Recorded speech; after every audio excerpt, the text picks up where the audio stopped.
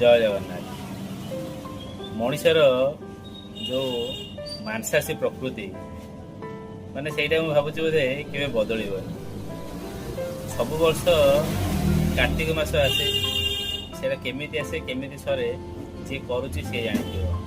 କିନ୍ତୁ ଏ ବର୍ଷର ସବୁଠୁ ମଜା କଥା ହେଲା, ଯେମିତି କାର୍ତ୍ତିକ ମାସ ଲୋକ ପୁରା ନିଷ୍ଠାର ସହ କଲେ, ମନ୍ଦିର ସକାଳୁ ଯାଇ ଦର୍ଶନ କଲେ, ବିନା ଆଇଁଷରେ ମାସ ଯାକ ଚାଲିଲେ। ଯେମିତି ମାସ ସରିକି ମାନେ କାର୍ତ୍ତିକ ମାସ ସରିକି ଛାଡ଼ ଖାଇଟା ଗୁରୁବାର ପଡ଼ିଗଲା, ଲୋକଙ୍କ ମୁଣ୍ଡ ଟେନସନ୍।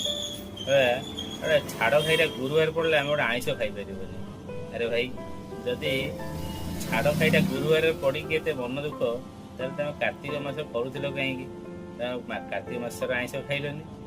ମାନେ ଲୋକଙ୍କର ଯେଉଁ ମାଂସାଶୀ ପ୍ରକୃତି, ସେ ଯେତେ ମନ୍ଦିର ଯାଆନ୍ତୁ ଯାହା କରନ୍ତୁ, ମାନେ ଛାଡ଼ ଖାଇଟାକୁ ଭଲ ବାରରେ ଯେମିତି ହେଲେ ଖୋଜିବେ।